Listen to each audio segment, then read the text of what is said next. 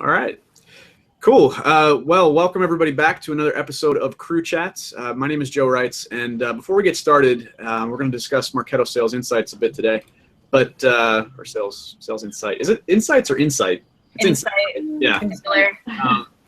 So that bit of business aside, a couple housekeeping items first is if you missed any of the previous episodes, definitely check them out either on YouTube or preferably in the Marketo community. Digital ad spending in the U.S. will reach what is happening right now? Unfortunately, gotcha.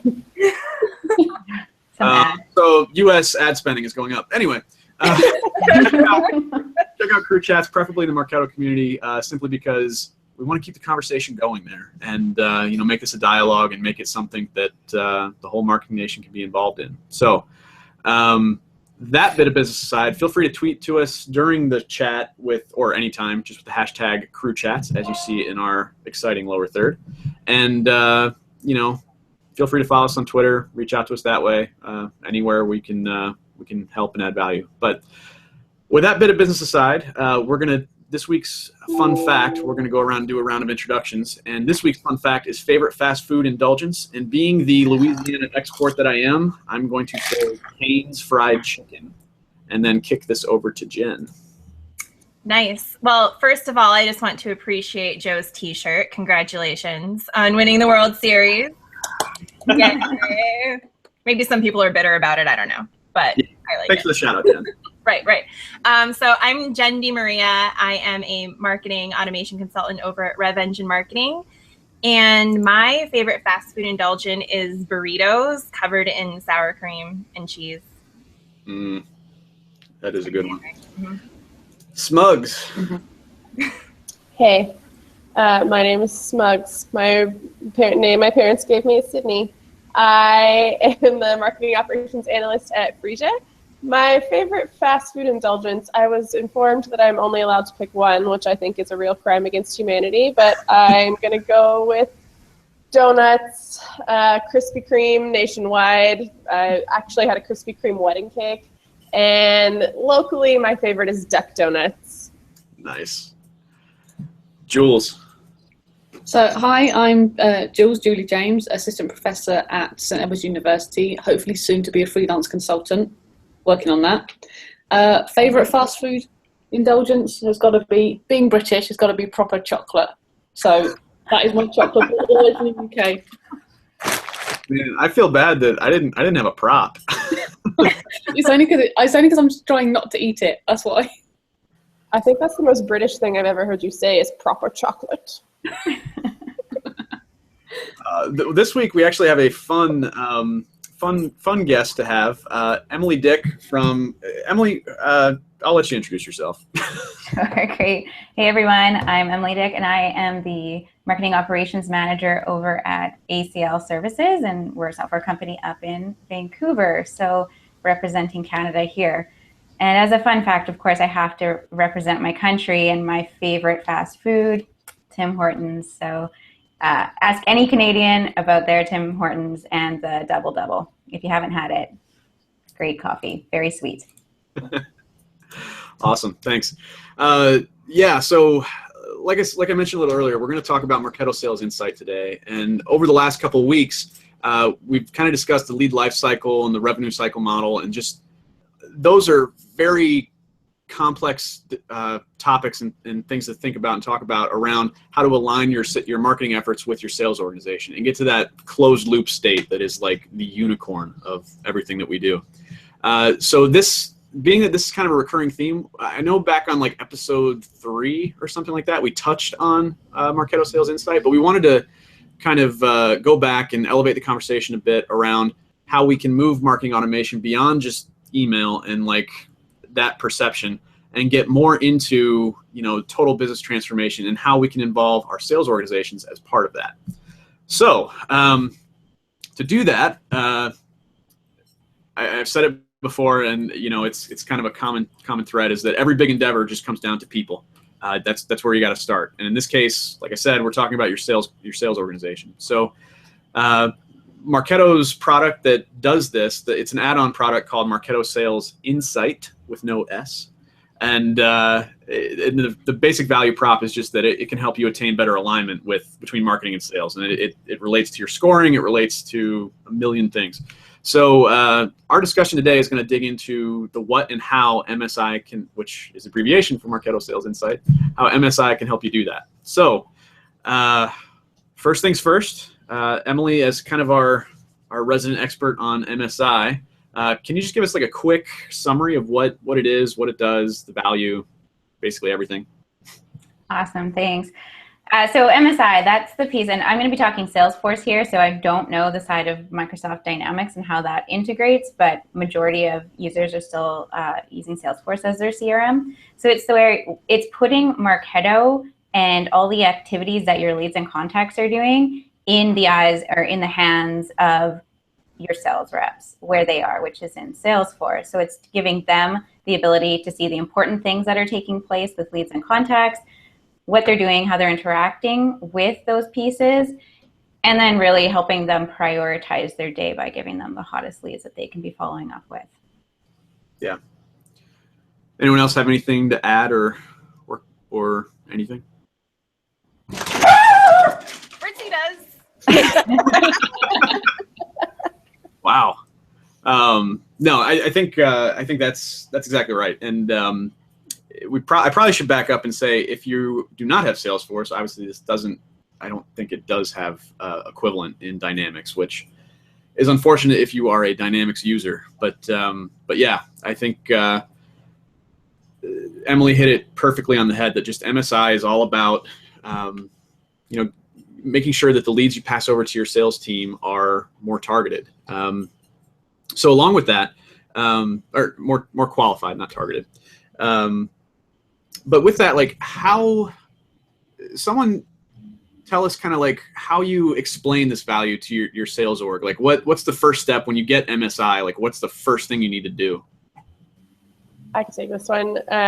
So I have been responsible for training my salespeople at my last two companies on MSI. The first step for me is just making sure that they understand what Marketo is, just really as it pertains to them. They don't need all the dirt and details, but what Marketo is, and 100% presenting it as a value prop to them. So we are the marketing is interacting with your accounts, your contacts, and your leads, and so are you. So when you like to know what we're saying to them, this is how you do it. We're making it 100% clear for you right in the tool that you use every day. So that primarily that's how it can help them. My current company is actually utilizing lead scoring a lot more than my last company was, and so we've been going through the best bets module a lot. It's not 100% adopted yet for sure, but I think that it's been growing in popularity over time. And to double down on kind of how I insulted all salespeople everywhere in the last episode and called them very, very intelligent 5-year-olds.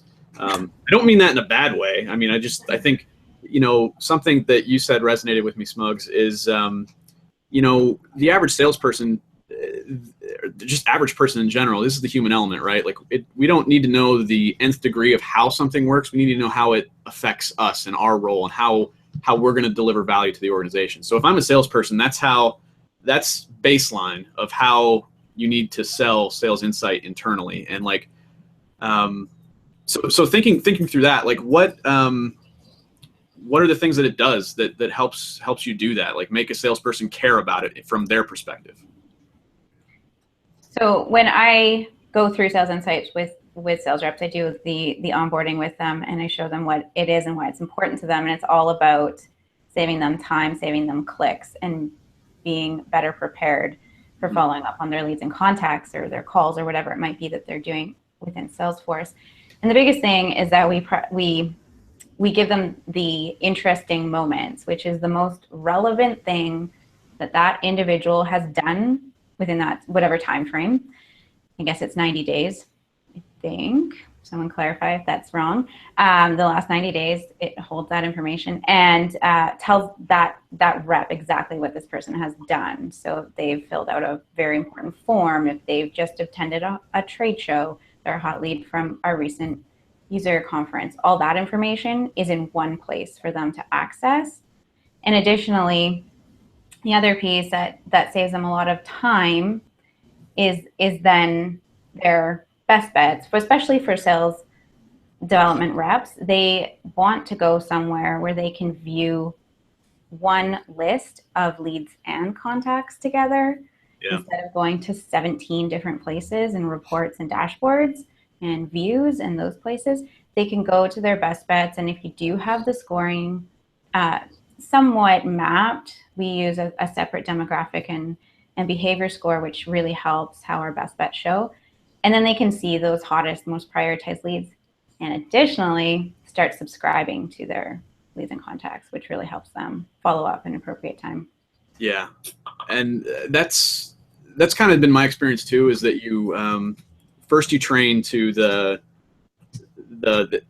how to interact with the lead record, but like and get the interesting moments and that kind of thing. But like where I usually start is by saying like what marketing used to do. Pretty much every company I've ever been at prior to marketing automation being a thing is we would throw leads over a wall and pray to God that it was something good. And you would be the one to have to work it and find out like, yeah, no, not that guy. And he's like 2 years from even thinking about buying my widget or whatever. Whereas like now when we throw leads over the wall, does anyone else hear that? Yeah, it's me, sorry. Okay. But I'm just neurotic. It's me now. But when we throw leads over a wall now, like it's not a blind shot. It's like a very much more targeted. Like we're making sure that with that best bets tab, it's a prioritized list all time. Like they can just work down that. I've known a lot of salespeople that like they make like a point game. Like they're gonna if their daily objective is to get to 50 points, and calling someone is worth X amount of points, and emailing somebody and getting a meeting is worth like 25 or something sick like that. So the idea being like, not saying that that's something you should be universally embraced, but the idea is it gives your salesperson something they can work down of like, rather than just being an unfiltered list of just leads that we generated, this is something that it'll show up to them in the highest priority of, the default is the quality of the lead, the overall score, if you have a scoring model in play, hopefully. And then the urgency, so how recent that interaction took place. And Marketo's got some really weird algorithms on the back end that I don't understand as far as like, what makes 3 stars, what makes 2 flames. But the other thing to emphasize is you can customize that. So Emily was talking about a lead scoring model. Something we do at Fathom a lot is like a lead grading model. So in addition to score, we also kind of have like an offline like field value for grade, and that takes into account demographics as well as behavior, so that we can even more finely prioritize when is something really 2 stars versus 3, or which is useful in some cases. But I've gone wildly off tangent, so. Just a quick one, Joe. We've had a live chat coming through saying I like it for interests and intent, and he likes to use Sales Insight to see what they're clicking on and pathing. So that's good. I guess that's feedback from actually what people are actually using Sales Insight for. So interest and intent, and actually seeing what they're clicking on. So that's what I've always used Sales Insight for. Is we didn't use the flames or the stars. Yeah. Because we had a lead score, like you said, with demographic and interest and in behaviour, so an A1 or a B2. So we'd say look at the lead score and then go and look at what they've been doing. Yep. And Sales Insight is the one place to see that, and that's where sales guys need to see when they make that first phone call. Yeah. All about inbound sales. And we've all been targeted that way too, right? Like where you get someone calling you and it's like, hey, so I've noticed you've clicked on this and downloaded this and done this. It's like, okay, you need some creepy training, man. Like, you need to know everything I've been doing. And 2, of like, it helps them understand the story a little bit. Like we might think as marketers, oh, they joined this webinar and like that's worth so many points, and we get hung up on the tactical end of that. But like to a salesperson, they might see that and be like, well, the content there wasn't really, they might have a better sense of early funnel, late funnel, bottom funnel, whatever, which is another side tangent for like how you need to be aligned with sales in terms of the content you're creating anyway. and how you're mapping the buyer journey. But let's while we're on the creep factor, let's back up there for a minute. Yeah, that's something I focus on a lot with my sales reps when we do these trainings. Like we're giving them a lot of transparency into what their leads are doing. So they're not only getting what we define as interesting to them, but they're getting all their web activity, which I can call up someone and say, hello, I saw that you were on this page, and this page on my website, and also you attended a webinar last week. Will you please buy my product? 9 times out of 10, they're going to be extremely creeped out. I actually had a salesperson call me and say that, like, hey, your lead score reached X, and that makes you an MQL in my book, so I called you. Like, obviously, he knows I'm a marketer, so it's a little bit, that's a bit much. Still super creepy. I won't say the name of the company. And then I didn't open the email, so he emailed me again and said, I didn't respond to his email. He emailed me again and said, I saw you open my email and didn't respond. Oh, no. So, cautionary tale. Your sales reps now have this power. They can see if someone opens an email and doesn't respond.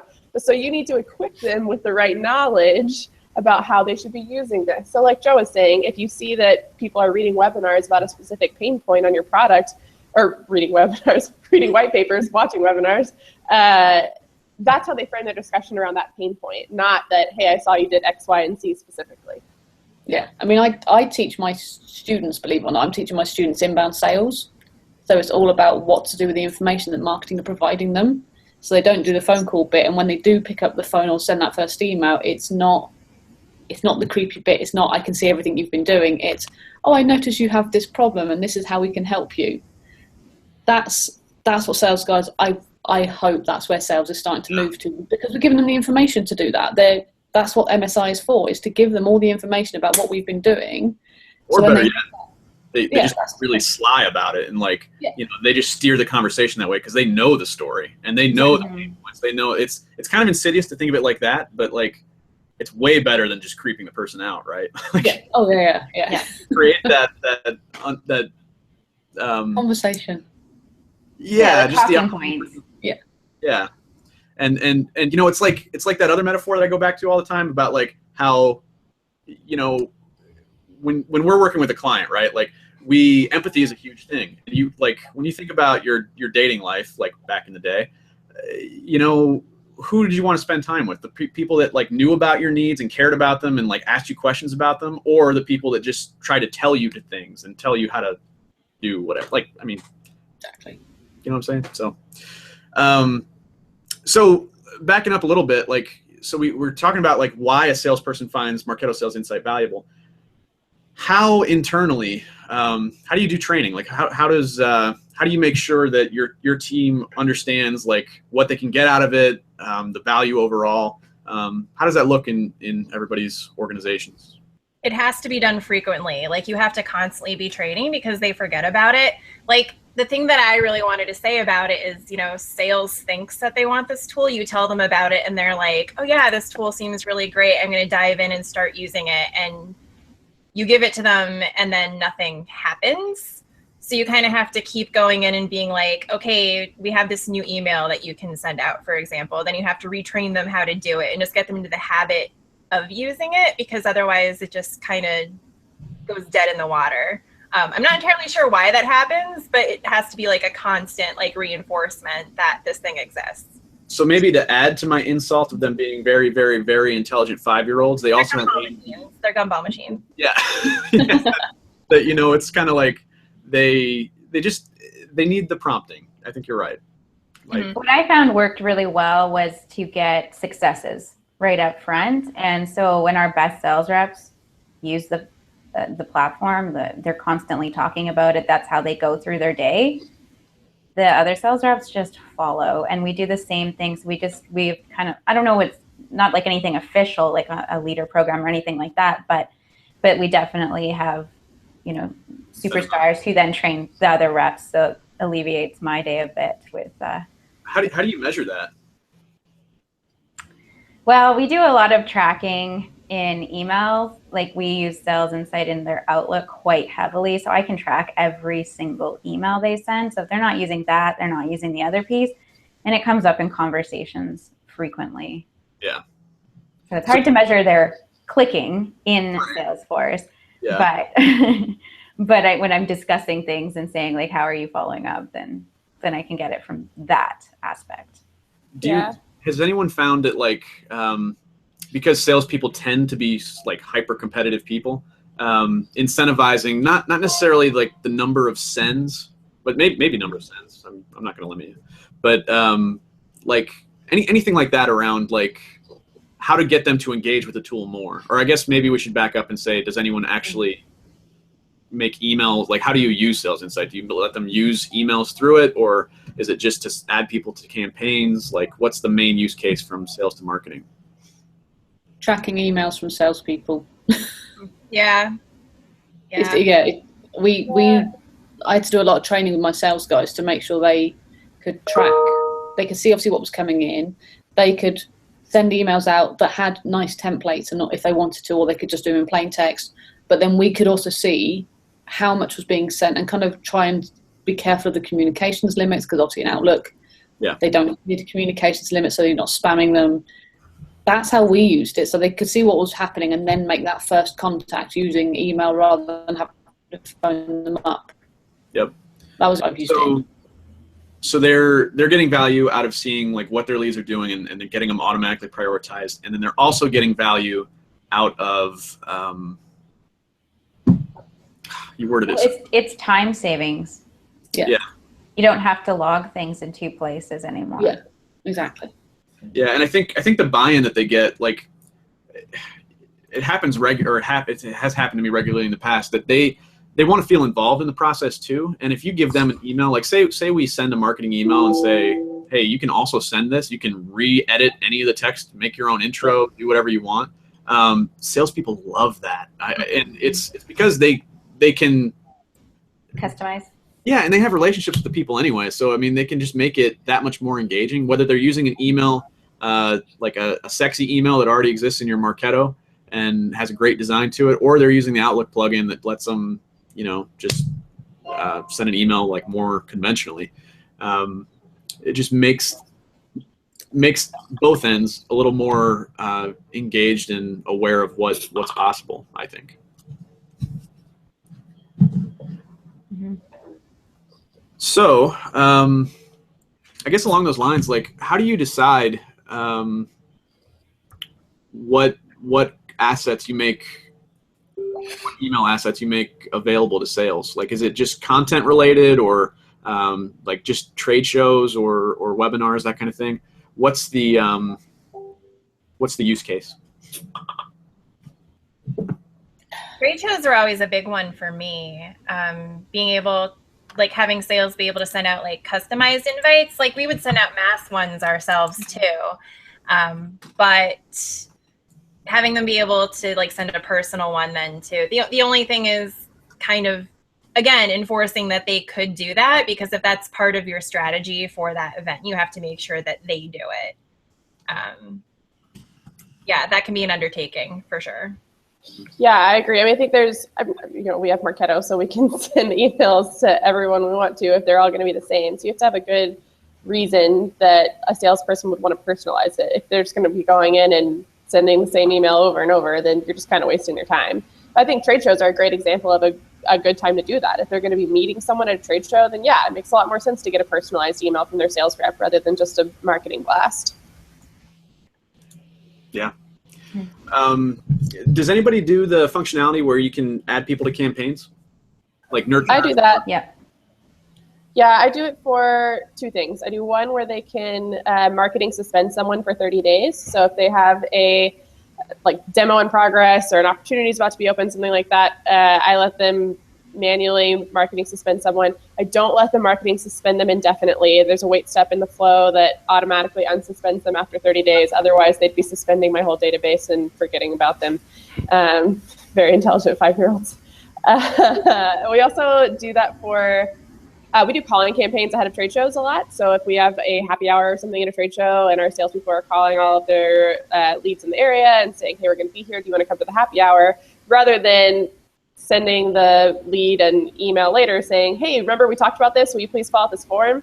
Or having the salesperson fill out the form, which I've seen like some of my marketing managers have tried to do it, and it makes sense, but there's like a little catch-22, because then unless you're in incognito mode, that's going to move their lead cookie to your salesperson's browser. and they might start getting scored on that. It's just not a great plan. But if you do that, add the Marketo campaign right from Sales Insight, they don't have to copy any other info. The cookie doesn't get messed up. Everyone wins. That's a really good idea. And another good thing when you're adding people to campaigns is like,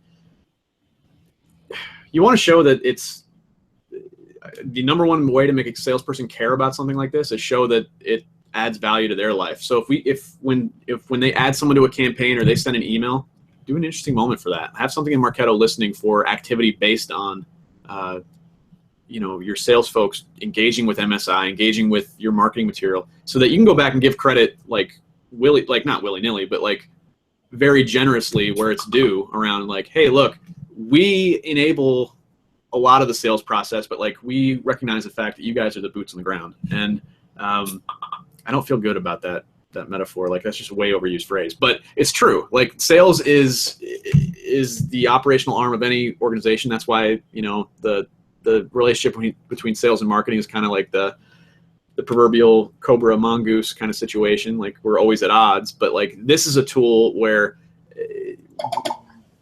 by leveraging it properly, we can kind of get to that closed loop state of, we can be more cooperative and show how we're adding value to each other. And one thing that I think we forgot to discuss was the how to add someone to a watch list. So can someone just kind of walk through that, like what the use is, why you might want to do that, or how it works?